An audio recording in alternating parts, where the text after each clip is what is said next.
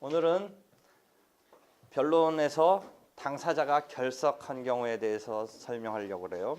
변론이 진행되겠죠.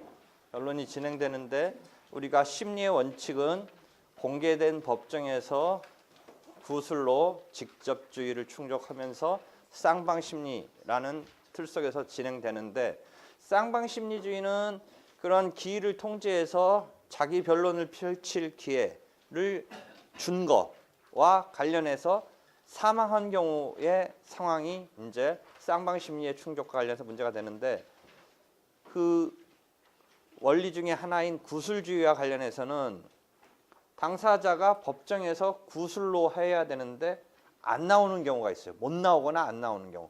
그것을 우리가 당사자가 기일에 결석했다, 뭐 이런 이야기를 하는데, 이 기일의 결석은 쌍방심리주의하고는 직접적인 관계는 없어요. 왜냐하면 쌍방심리주의는 기일에 출석해서 변론을 펼칠 기회를 확보해 준 것으로 그치는 거예요. 쌍방심리주의는 당사자가 사망을 한 경우는 문제가 되겠지만 출석하지 않은 경우는 쌍방심리주의 자체를 저촉시킨다, 이런 얘기는 할 필요가 없어요. 그건 이미 변론할 기회를 준 것에서 자기가 뭔가 안 나온 것이니까. 오히려 기일에 출석하지 못한 점에 대한 문제는 구술심리주의와 관련돼서 문제가 생겨요. 그래서 우리가 기일의 결석이라고 하는데, 또 다른 각도에서는 기일의 해태라고 그래요. 해태. 좀 어려운 용어인데 게을리함, 국어 표현적으로는 게을리함이죠. 그러니까 기일을 해태, 그 다음에 기일의 결석, 뭐 혼용해서 쓰는데 해태라는 말이 조금 생소한 말이네요. 한편 이 기일의 결석은 우리가 언제 한번 앞에서 조금씩 등장했던 것이냐면, 당사자에 관련된 능력 중에 변론 능력이라는 개념을 하나 배웠어요. 우리가 당사자가 될 수 있느냐, 일반적 능력으로서 당사자 능력을 배웠고, 그 다음에 이 사람이 독립적으로 소송 행위를 펼칠 수 있겠느냐의 민법상의 행위 능력에 대립되는 소송 능력이라는 개념을 배웠어요. 그 다음에 우리는 변호사 강제주의를 채택하고 있지 않기 때문에 본인이 그러한 당사자 능력과 소송 능력이 있다는 전제하에 법정에서 변론을 펼치는 게 큰 문제가 없어요. 그럼 변호사 강제주의를 채택하고 있는 독일식의 생각을 해본다면, 본인이 법정에서 변론을 직접 펼치는 것은 변호사에게 맡겨서 해야 되는 것이니까 거기서 차이가 벌어져요. 우리는 변호사 강제주의까지는 채택하고 있지 않아요. 헌법재판에서만 채택되고 있어요. 물론 민사사건에서도 변호사를 강제해서 어떤 변론에서의 심리의 진행과 당사자가 효과적으로 공방을 펼치지 못해서 불이익을 오히려 당할 수 있다는 점 때문에 변호사를 강제로 선임시켜서 소송을 진행하도록 하자라는 입법적인 의견이 과거부터 쭉 개진되어 왔지만, 변호사를 강제함에 있어서 비용적인 문제를 어떻게 커버해 줄 것이냐 등등의 부차적인 문제가 선행돼서 해결되지 아니한 채 강제에 됐을 때의 긍정적인 점만을 부각시켜서 하는 것은 우리 현실에 있어서 그 전제가 충족되어 있지 않기 때문에 반대적인, 예컨대 시민단체나 이런 데서는 반대를 하는 거예요. 변호사 강제를 함에 있어서.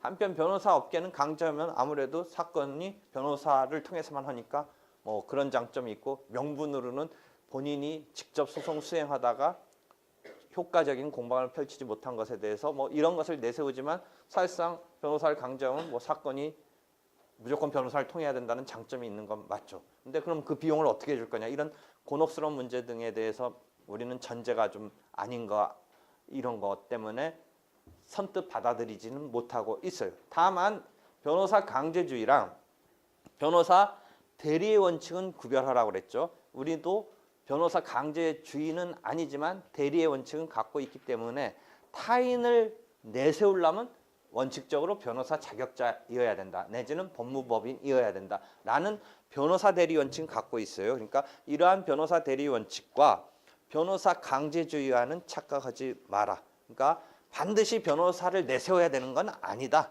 본인이 직접 소송 능력 등이 있을 때는 함에 있어서 지장은 없다. 본인 소송도 가능하다와 관련되는 것에서 변호사 대리의 원칙 정도만 우리가 채택하고 있는 것이죠. 그런 상태에서 본인이 소송을 법정에서 변론을 함에 있어서 뭔가 억지스럽다든지 효과적으로 쟁점에서 벗어난 뭐 어떤 효과적으로 쟁점과 어울리는 이런 공방을 펼치는 게 아니라 택도 없는 얘기를 한다든지 해서 그 법원으로부터 너 제발 그만 좀 말해라 라는 식으로 진술금지 재판이라는 것을 당할 수 있다라고 해서 144조를 변론 능력과 관련해서 한번 설명한 바가 있어요. 변론 능력에 제한되는 상황이 일반적으로 변호사 강제주의를 채택하고 있지는 않기 때문에 변론 능력이 일반적으로 제한되고 있지는 않다. 우리는 소송 능력이라는 개념까지 그 다음에서 변론 능력이라는 것은 변호사 강제주의와 관련해서는 특별히 문제되지 않는다라고 이야기를 하면서 변론 능력이 문제가 되는 것이 진술금지의 재판이라는 이런 상황이 있을 수 있다. 그때 진술금지 재판을 당하면 그 사람은 진술이 금지된다. 그래서 기일의 혜택에 불이익을 받는다. 이런 표현이 나와요. 그럼 여기서 이제 우리가 알아둬야 될 것은 출석 불출석의 그 개념에서 물리적으로 요 법정의 변론에 출석하지 아니하였다라는 그 물리적인 출석 불출석의 불출석도 있지만 실제 무언가 이유 때문에 변론을 못하게 된 경우도 여기서 우리가 불출석이라고 한다. 그러니까 법정에 왔는데 진술금지 재판을 당했다. 우리가 물리적으로는 법정에 왔으니까 불출석이라고 일반적인 용어로는 아닌 것이지만 출석했다고 볼 수 있지만 일반적인 용어로 진술이 금지됨으로써 진술을 못하게 됐으니까 그런 경우도 우리가 이 소송에서는 불출석으로 본다. 이때 우리가 기일 혜택에 불이익을 당한다. 진술금지의 재판. 그때 한번 설명한 바가 있어요. 그래서 그러한 혜택, 불출석 개념을 일단 이해하고요. 그렇게 해서 무언가 이유 때문에 못한 것까지, 변론을 못한 것까지 포함한 의미에서 기일의 불출석이라는 것을 우리가 지금 이제 배우려고 하는데 이 경우에 여러분이 이제 변론에서 기일을 여는 것에 대해서 제대로 적법하게 통지를 하고 나서 그 다음에 무슨 이유에서 이제 당사자가 못 온 거다라고 했을 때의 경우에 처리를 쌍방심리주의와는 일단 관계없다. 구술심리주의와 관계있다라는 상황에서 이 경우에 그럼 안 왔다라고 했을 때 변론 기일의 진행을 어떻게 할 거냐에 대해서 최지 네가 입법자라면 어떤 식으로 하겠어? 두 대립 당사자가 싸움을 하는데 한 명이 안 왔어. 그랬을 때 이 진행의 과정에 네가 어떻게 처리하겠어? 출석한 사람에 또 보호해줘야 되기 때문에 정보를 이미 갖고 대답을 한 것 같아. 그냥 막연하게 물어봤는데 잘 모르겠어. 아니 그냥 생각해. 이건 모르는 게 없는 거야. 그냥 네가 한 명이 안 왔어. 어떻게 만들겠어? 안 왔어. 안 온 거 출석부에 쭉 긋고 F 준다. 쟤는 안 온 사람 입장을 뭐 한 게 아니고 뭔가 입력이 돼 있어 정보가. 그래가지고 그걸 말하려고 했던 것 같아. 갑자기 안 온 사람은 어떻게 할 거냐고 물었더니 온 사람을 배려해야 된다. 막 이런 식의 지금 대답을 했어 뭔가. 안 온 사람에 대해서 이제 안 온 경우가 발생했는데 어떻게 하겠어? 안 온 경우가 있으면 원래 걔 의견이 있었으면 그 의견을 그냥 한다고 생각. 한다고 한다. 너도 뭔가 정보가 있었던 것 같아. 안 온 사람 있어 지금. 둘을 불러놨는데 한 명이 안 왔어. 아이 상대방하고 축구 시합하기로 했는데 상대방이 안 왔어. 상대팀이. 그래가지고 혼자 볼 차다 간다. 지금 쟤네들 그런 얘기하고 있어 지금. 지금 시합을 하기로 했어. 안 왔어. 예를 들면 그렇다는 거고 지금 법정에서 변론을 하려고 하는데 시합을 할 때 안 오면은 기권이니까 소송할 때도 안 오면은 그러니까 온 사람 이기게 해준다 지금 그거지요. 그렇지. 쟤는 진 사람 안 온 사람 지게 한다 이 얘기지. 뭐 하여튼 진다 뭐 그거지. 뭐 그래 그러니까 여러 가지 생각이 있을 수 있어. 그다음 다음에 다시 해야 돼. 하루 다른 변론기를 연다. 다음 그날은 그냥 안 온 놈 때문에 허탈하게 그냥 그날 공치고 그 다음 날 다시 한다. 그 다음번 기회를 쓴다. 그럼 세 가지가 나온 거야 지금. 세 가지를 정리해봐. 정리해봐 지금 세 가지 타입이 나왔잖아. 두 대립 당사자가 불러놨는데 한 팀이 한쪽이 안 왔어. 첫 번째는 뭐냐면 안 온 사람의 그거를 여기처럼 다음번으로 연기하면 온 사람이 억울하지 않냐. 오늘 일부러 왔는데. 그래서 안 온 사람 거를 거기도 말했는데 안 왔지만 저번 때 내가 좀 설명한 정보야. 물론 이제 본인이 직접 뭐 생각해낼 수도 있고 나는 저번 때 정보를 갖고 있지 않냐라고 얘기했는데 저번 때 무슨 얘기를 한 거야? 이 사람은 이미 제출한 서면을 148조에 뭘 가르쳐줬어? 진술로 간주한다. 서면을 진술로 간주한다. 지금 구술주의를 충족시킨다는 틀에서 보면 이게 지금 우리 민사소송법의 기본 틀이야. 구술주의를 충족시켜줘서 진술한 것처럼 서면은 구술주의는 아니잖아. 원래 구술로 해야 그게 딱 맞춰지는 건데 그러니까 그 구술로 한 것처럼 취급해주겠다는 게 진술간주야. 148조. 서면만으로는 아니잖아. 서면은 그냥 다음에 변론기일에 변론할 것을 예고하는 기능으로 제출해놨던 것인데 예고해놓고 안 왔음에도 진술한 것처럼 간주해주겠다라고 처리해준다가 148조의 진술간주고 그게 구술주의의 틀이야. 그렇지? 근데 두 번째 말한 경우는 온 사람은 기껏 날 잡아서 잘 예컨대 축구로 얘기한다면 운동 뭐 잘 차려입고 왔는데 상대방 안 왔으니까 그거는 기권패 시켜도 되는 거 아니냐 뭐 이런 발상이지. 그러니까 그거는 뭐야? 그런 방식을 취한다면 좀 아까 것을 진술간주로 해준다는 것을 다른 각도에서 대석 판결주의라고 그래. 대석. 마주보고 라는 의미에서 대석, 마주볼 상대할 대자에 자석석자 써서 마주본 것처럼 취급해준다는데 지금 두 번째 말하려는 것은 결석재판주의라고 그래. 결석재판주의는 뭐냐면 안 온 사람을 패소시켜 일단. 물론 안 온 사람의 나름대로 이유가 있을 거 아니야. 그럼 억울하잖아. 뭔가 이유가 있어서 안 온 경우라면. 나중에 네가 안 온 이유를 제대로 밝혀서 다시 좀 해달라고 헐려지는 있을지언정 이 상태에서 그냥 나온 사람이 이긴 거고 안 나온 사람이 진 것으로 시킨다. 이것을 결석 판결, 결석을 그대로 전제로 판결을 한다. 결석 판결주의라고 그래. 그러니까 첫 번째 타입을 대석 판결주의라고 한다면 지금은 결석 판결주의 두 번째 타입이야. 우리는 아까 첫 번째 타입을 갖고 있어. 그다음에 세 번째 타입은 진행 못하고 다시 한번 날짜 잡는다야. 진행 못하고. 근데 한쪽 당사자는 왔으니까 이 경우는 1번처럼 대석으로 하는 것이니까 세 번째도 우리가 실제는 채택하지는 않고 있어. 생각할 수 있는 방법이긴 한데 이해되겠죠? 반면 이제 특이한 경우야. 나가서 둘 다가 안 와버렸어. 지금 한 명이 안 온 경우를 말했는데 둘 다가 안 왔어. 둘 다가 안 왔을 때는 어떻게 한다?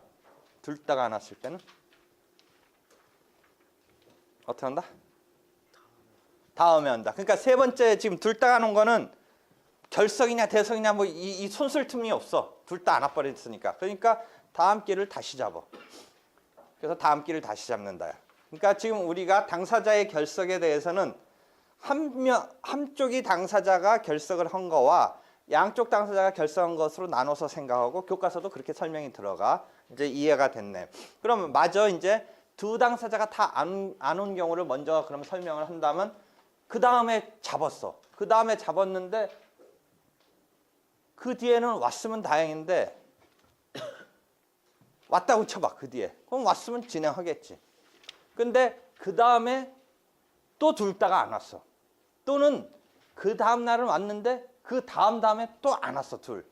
그랬을 때 그 다음번에 또 둘 다가 또 안 온 그런 날이 하루 또 있었어. 그런 날이. 그러면 어떻게 될 것 같아? 두 번째 날 내지는 뭐 연속될 필요는 없지만 그 뒤에 또 둘이 또 안 왔어. 어떻게 돼? 소를 없애버려야 될 것 같아. 왜 그런 거야? 없으니까. 그렇지. 첫 번째 정도 한 번 갖고는 둘 다 안 온 것을 그 단계에서 둘 다 소송 안 할 것 같다라고까지는 못 하는데 그 다음에 한 번 잡아준다 그랬어. 그 다음에 한 번 잡아준 다음에 또 둘이 안 왔어. 그럼 지금 말한 대로 그걸 좀 교과서에는 그렇게 표현 안 했지만 그 말이 맞아. 그것을 내가 표현한다면 소송에 대한 열의가 없는 거야. 왜? 한판 붙자고 소송한다는 게 쉬운 일이 아니잖아. 막 그러다가 왜 두 사람이 안 온 거야? 소송에 대한 열의가 없으니까 이 소송을 어떻게 시킨다? 여기서 한 번쯤 가르쳐줬던 이제 그 개념이 나오는 거야. 다만 여기서도 그 답은 못하고 어떻게 되냐면 실무는 사실은 또 잡아줘. 기일을 또 잡아주는데 지금 조문상으로는 여기서 더 잡아줄 필요는 없어. 두 번 기회를 줬는데 연속적이지 않더라도 두 번에 걸쳐서 두 당사자가 일제히 두 번에 걸쳐서 안 왔기 때문에 이제는 더 기일을 잡아주지 아니한 채 한번 봐 상황을. 니들 보니까 소송에 대한 열의가 없다. 그래서 더 기일은 안 잡아줘. 다만 당사자 측이 한 달 이내에 다시 좀 길 열어주셔 하는 상황까지는 소극적으로 기다려봐. 그렇지만 적극적으로는 길을 스스로 열어주지 않아. 다만 실무는 또 적극적으로 열어주기도 해. 세 차례 기일까지 해주기도 하는데 지금 조문상의 표현에 의하면 두 번째까지만 그렇게 되고 그냥 방치하는 상황의 소극적 상황에 있다가 1개월이 지나면서 1개월 이내에 기일을 열어달라는 기일 지정 신청이라는 용어를 써. 당사자 측에서 두 번 못 나갔는데 이번 한번 길 좀 열어주십시오 하고 1개월 정도 사이에 기일 지정 신청이 들어오면 열어줘. 그다음에 기일 지정 신청이 안 들어오면 이제 아까 말한 대로 이 소송을 셧아웃 시키려고 그래. 한편 특이하게 기일 지정 신청이 1개월 이내 들어와서 열었는데 그 뒤에 원만히 정상적으로 잘 돌아간다면 괜찮지만 그 뒤에 또 안 왔어. 두 당사자가. 이번에 세 차례야. 그러니까 두 가지 타입으로 갈려. 두 차례 쌍방이 불출석한 채 1개월 이내에 적극적인 기일 지정 신청이 들어오지 않았거나 기일 지정 신청이 들어와서 열었는데 또 한 번 이제 정상적인 상태가 아닌 쌍방 불출석의 상황이 발생했을 때는 이제 소극적이든 뭐든 그 상태에서 이 소송의 운명을 어떻게 한다? 셧아웃 시키는데 그 셧아웃 시킨다는 용어를 뭐라고 표현한다?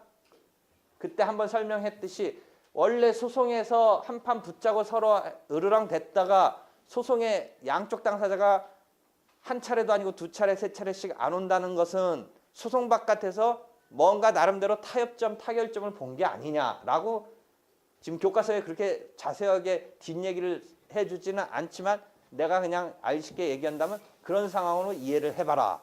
그렇다면 이 소는 사실상 소송을 진행하지 않으려고 하는 그 바깥의 어떤 움직임에 따라서 원래 제대로라면 어떻게 해줬었어야 된다? 애초에 이런 소송을 냈던 사람이 적극적인 의사표시로서 소송행위로서 소치하라는 행위를 해주면 제일 좋은데 낼 때 이후에 그냥 자기네가 타결되면서 방치한 것으로 상황을 우리가 이해해도 되지 않겠느냐. 그렇다면 이 상황을 적극적으로 소치한 건 아니지만 소치한 것처럼 간주하겠다라는 처리가 268조에 있다라는 거죠. 그래서 소치와 간주는 한번 설명한 바가 있지요, 내가. 그래서 쌍방 당사자의 불출석은 그런 경우에요. 그렇죠? 한편 한쪽 당사자가 불출석한 경우는 어떻게 되느냐? 한쪽 당사자가 불출석한 경우는 아까 말한 대로 출석한 사람은 어떻게 된다?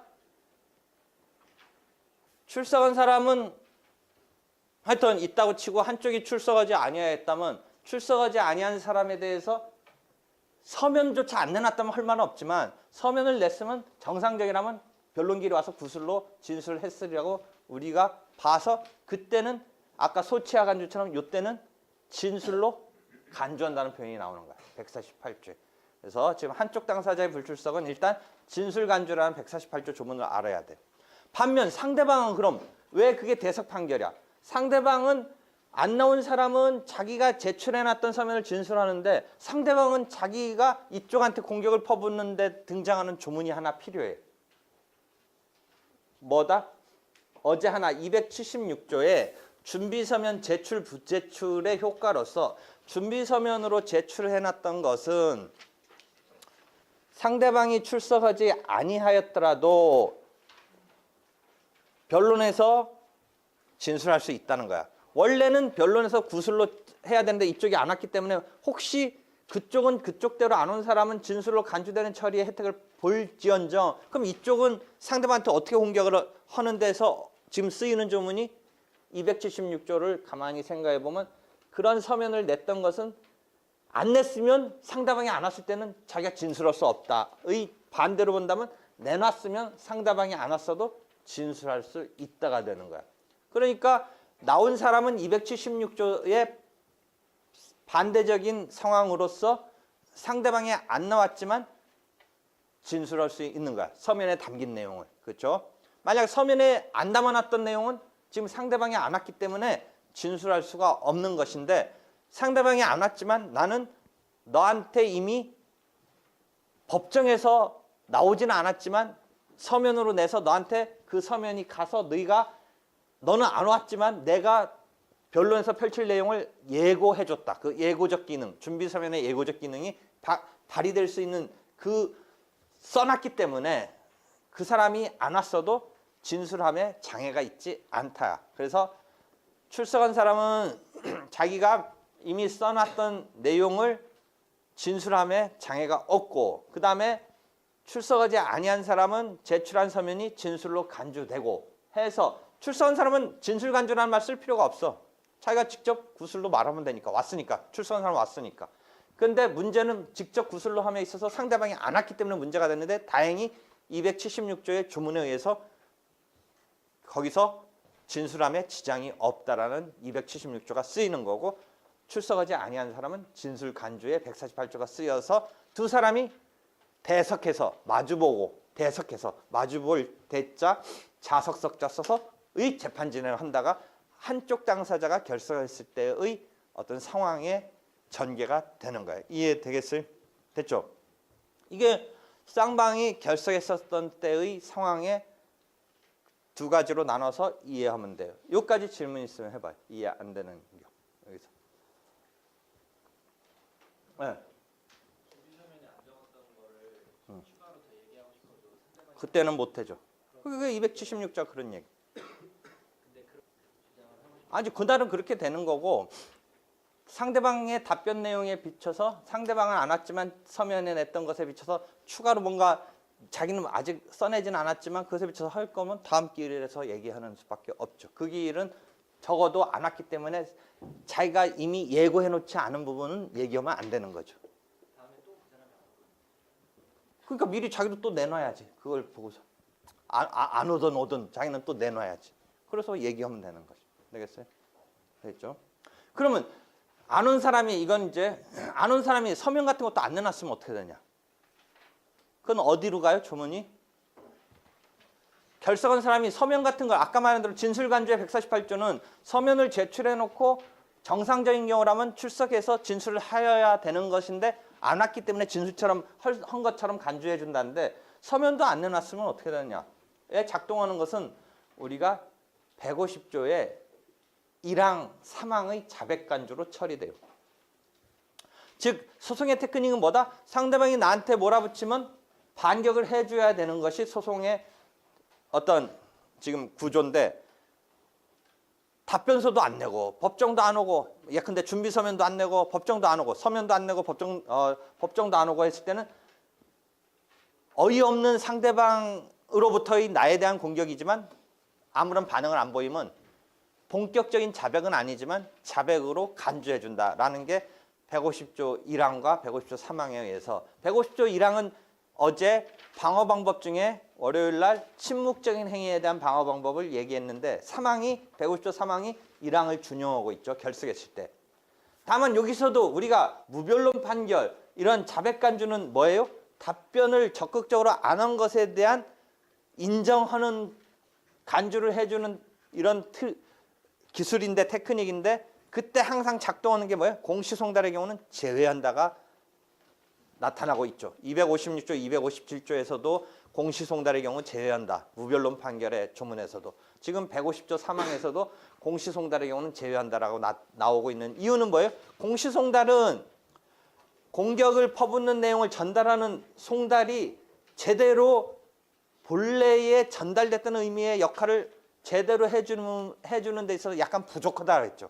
송달의 어떤 테두리로 끌어들이긴 했지만 공시에서 하는 송달이기 때문에 이쪽에서 반대쪽 당사자가 공격을 퍼붓는 것이 그쪽이 제대로 전달되는 그 상황이 확실히 기능하지 못하는 송달이기 때문에 그 받은 자가 거기에 대해서 반응을 안 보였다고 그래서 무변론 판결이라든지 지금 자백간주를 한다든지 하는 데 대해서는 제외시켜 주는 거죠. 그러니까 조문에 제외시키는 조문은 있지만 설사 조문이 없더라도 공시송달의 송달로서의 기능의 충족 여부에서의 조금 그런 기능을 확실히 못한다라는 것을 생각해 보면 이 무변론 판결에서의 공시송달이 제외되고 그 다음에 자백간주에서 공시송달이 제외되는 것을 이해할 수 있죠. 되겠죠? 됐죠? 여기까지 또 질문. 그러면은 공시송달 때는 어떻게 공시송달 때 진행은 어떻게 될 거냐? 자, 생각해. 공시송달 때 진행 어떻게 되냐? 공시송달 아닌 경우는 뭐 자백간주 뭐 이렇게 해서 됐어요. 공시송달로 갔어. 지금 원고가 백미라고 피고가 김종우인데 원고의 백미라의 소장 등 공격이 들어갔는데 이게 공시송달이 아니었으면 어떻게 했었어야 돼? 답변을 내줬어야 되고 아니면 자백간주로 되지. 근데 이게 지금 질문은 공시송달 됐으면 이게 어떻게 진행되냐 이거. 공시송달 됐기 때문에 기일 등에 대해서 답변을 못하고 법정에도 안 올 가능성이 높아.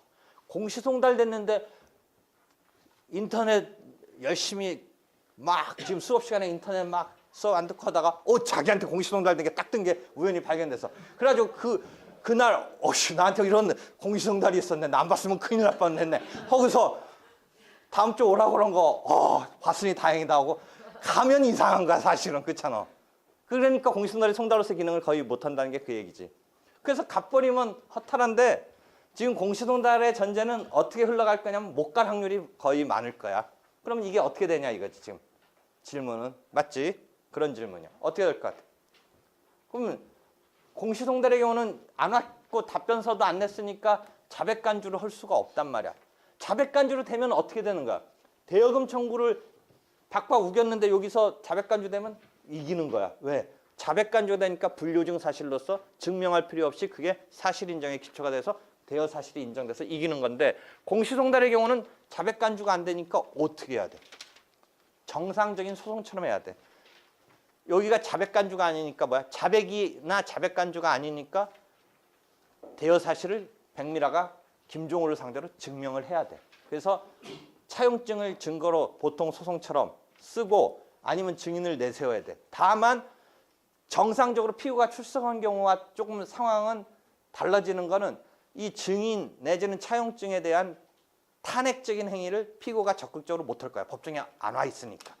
만약에 법정에 와서 억울했으면 증인에 대해서 거짓말하지 말라고 반대 신문을 할 것이고 차용증을 원고가 낸 것에 대해서 피고가 정상적인 경우라면 그 차용증이 의조됐다든지 뭐가 이상하다든지 내용이 변조됐다든지 이런 싸움을 벌일 텐데 지금 공시송달 때문에 법정에 사실상 못 왔기 때문에 그런 탄핵적인 깨트리려는 방어를 사실상 펼치지 못하니까 원고가 주장하는 것이 그대로 법원에 채택되기가 쉽지. 반격이 없으니까. 거의 반격이 법정에서 그걸 탄핵을 하는 이런 반격이 없기 때문에.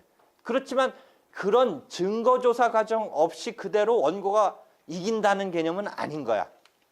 공시송달이 아니었으면 자백간주로 증거조사 없이 원고가 이기는 건데 공시송달이 됐을 때는 증거조사를 하고 원고가 이길 가능성이 높지. 왜? 증거조사 와중에 피고가 자기의 방어권을 사실상 행사 못하잖아. 지금 법정에 없으니까, 안 왔으니까. 이해돼? 지금 공시송달로 인해서 소송이 진행되는 게 이해가 돼? 안 될 것 같기도 한데.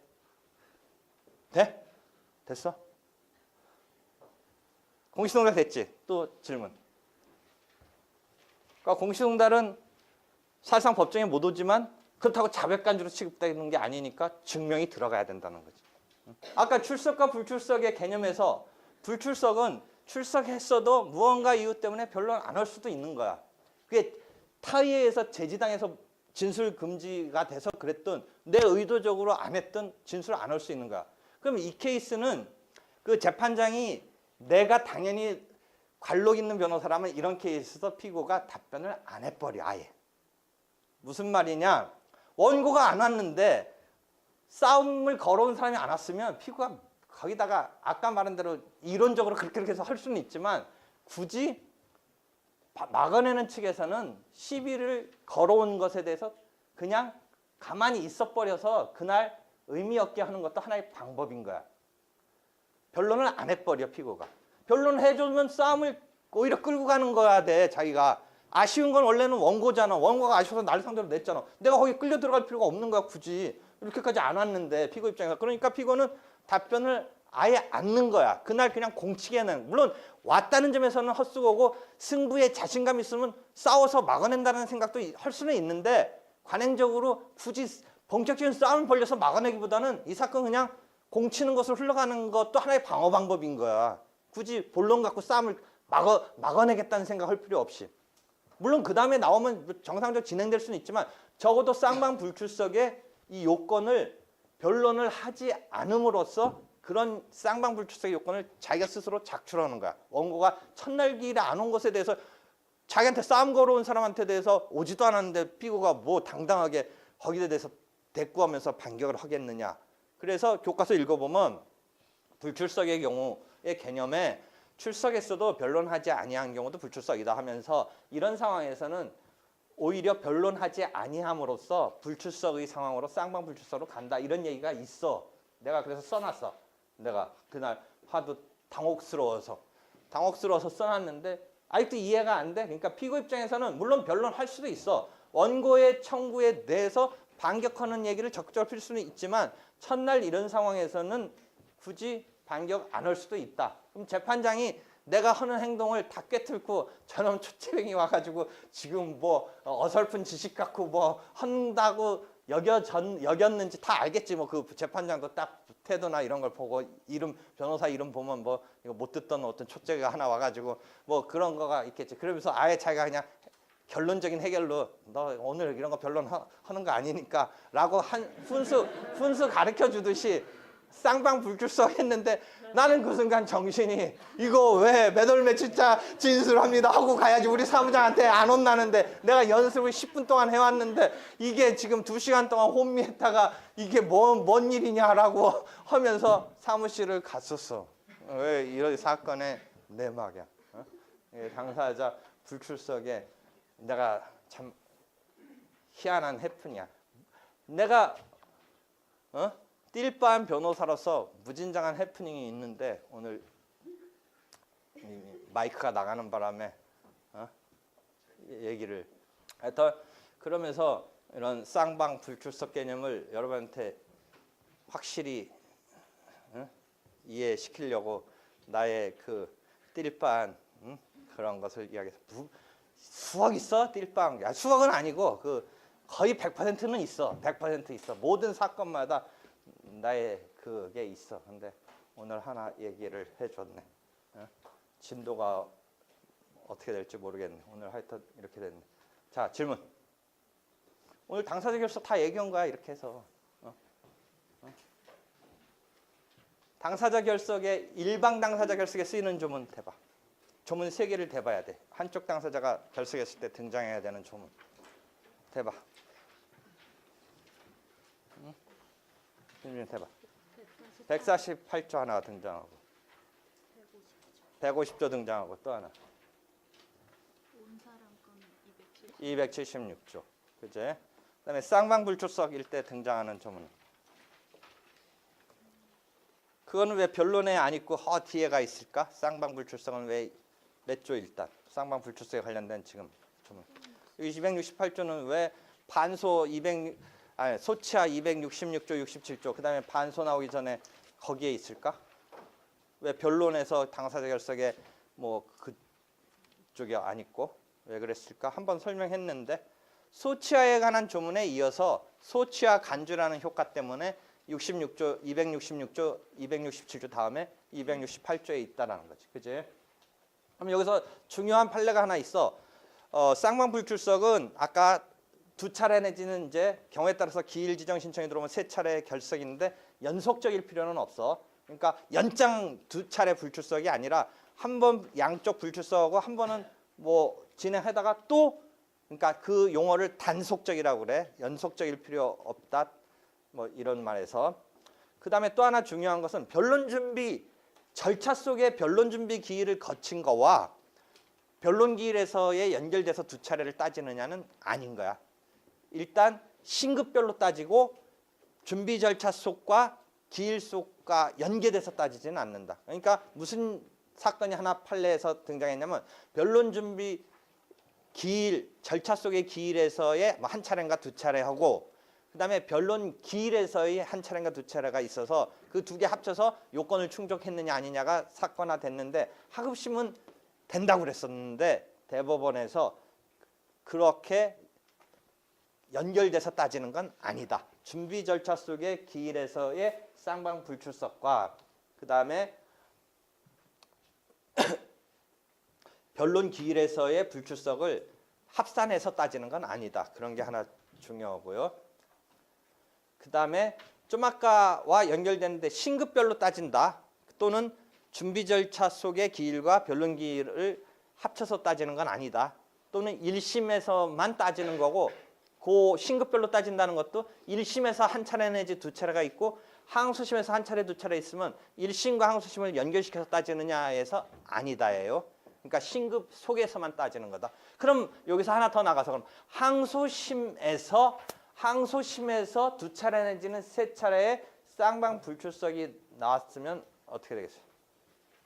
강효리 어떻게 되겠어요? 항소심에서의 두 차례 내지 세 차례 지금 말했던 불출석의 쌍방 상황이 전개됐다면 지금 신급별로 한다고 그랬으니까 생각해봐.